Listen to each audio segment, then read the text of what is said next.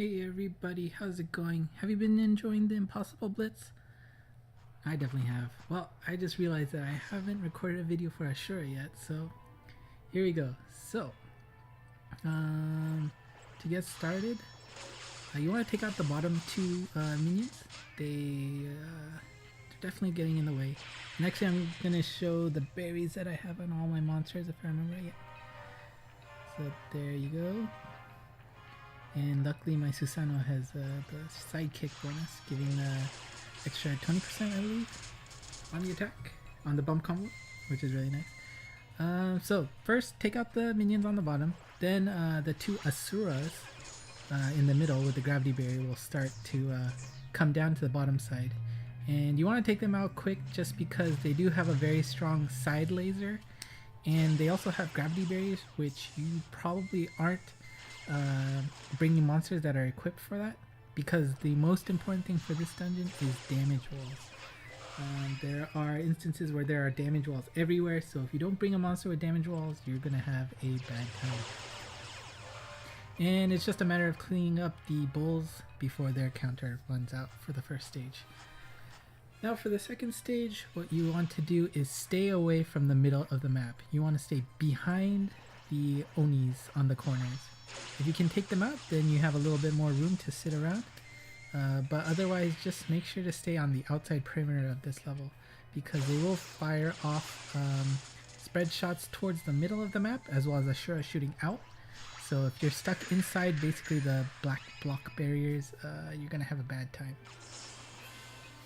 And so luckily I'm able to clear out everybody on the bottom half, so my monsters are just going to hang out there. And see, there's the attack. Nobody's in there, and as you can imagine, if you're stuck in there, that will deal a lot of damage. But after that's over, you have 8 turns to just basically whale damage onto Ashura, and it should be no problem getting past that once you get past that initial damage wave. And there are opportunities to pinch, I don't know if it's pinch, but to at least get very small bursts of attack in the in between the blocks in Ashura. So if you can take advantage of that little gap, do that. Now this stage, you do see there are conveyor belts, which helps you slightly, but you do want to take care of the Asuras in the middle. Sorry, Asuras in the middle. Their laser attacks do a lot of damage, so if you can take them out first, it will definitely help you get past the stage much easier. But otherwise, you want to stay away from the bulls. But honestly, if you can focus on hitting your teammates for their bump combos and getting in between the monsters and the wall, this stage should not be too difficult to get past. And yep, that's the end of this level. And we're off to stage 4.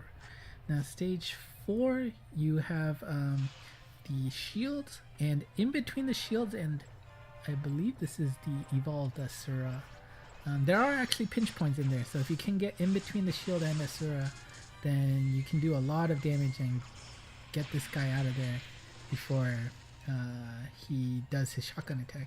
And the shotgun attack actually happened in the left, bottom left, I'd say third of the map. He will fire off shotguns there, and you want to avoid getting stuck in there because it can do a lot of damage. And oh, got a lucky pinch there. And actually Guan is in a very nice position to kill off. So sorry, no visual of the shotguns, and straight to the boss. Now for Ashura, positioning is everything. Ashura will fire off a white blast after, I believe, 4 turns, that bottom number there. You want to stay behind the block, so in this stage you want to stay on the top third of the map. And also notice that she will slow down your monsters, so which is a good thing or a bad thing. It's good for my Verdandi, I think, because she'll definitely get up there, but I think my Susanoo and Guan are stuck. I'll try to get around, but no dice there. And I don't think Guan has a chance. Let's see. Nope. So they will take about 8,000 damage, and 2 isn't too bad. On top of that, the monsters, or the minions around Ashura, actually do a good amount of damage, so if you can take them out, if you see you're stuck, basically, try to take them out to minimize the damage that they'll inflict onto you. But beyond that, you want to make sure to try and clear Ashura off before she fires off the slow down attack again. Remember, that is the bottom number, so 6 turns. Because you don't want to carry over to the next stage, at least give your chance for the first monster to get into the evacuation zone. And ideally, you want to end this stage on the top half of the map. Unfortunately, my monsters are not in a good position, so it will make avoiding that shotgun attack that much harder. Now, if you can't get there, you want to stay in the bottom left or the bottom right corner, because you will minimize the damage. And on top of that, if you can clear the Onis on the sides, it will also give you extra space to work with that you'll take minimal damage. So I'm opting to try and stay in the corners. Yes, right. Vertical movement for Verdandi. And actually that bottom left corner is a really nice spot, as well as the bottom right corner. So if you can't make it to the top, do try to position yourself. The worst place to end up is right above the shield, where basically Ashura spouts out her shotgun attack. Now I was hoping for Guan to go up to the top, but I forgot about the block there. And as you can see, Verdandi took 0 damage at that bottom left corner, which is very lucky. Guan Yu took some damage, not too bad. Having 1 in the line of sight there is acceptable. But luckily I do have a heart up there, so should make things a little bit more manageable. Yes, that is the worst position to be in. Luckily the shotgun already went off, so it's not too bad. And we get the heart and get rid of the Oni. And so now it's just a matter of wailing on Ashura, hoping to meet its buddies. Yep, there we go. And yeah, if you haven't dusted off the dust from Verdandi, as you can see, she got a major update with her bump combo. It almost makes it a little bit too distracting, but it does help deal damage to the map.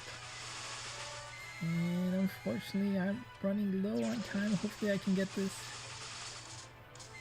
I do believe that top left number is a death timer. Don't hold me on that, but as you know, you don't want to take too long on impossible bosses. They do tend to blow up on you if you do that. Alright, so we're at Battle 8. This is the second to last boss stage.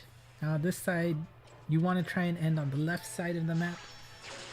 But personally, even if you can't, just getting rid of those laser machines is a very good idea. They do a lot of damage, as you know, no surprise, we hate those guys. And it looks like I've given up hope on escaping to the left side, so I'm just going to try and kill Ashura before her white blast counter goes off. And I believe I'm going to use Guan Yu's strike shot. Yes, and that'll do a super high attack on its first bounce. And don't forget, it'll keep going after that, so Guan Yu has the killer, so we are reliably able to clear it, and off to the final stage.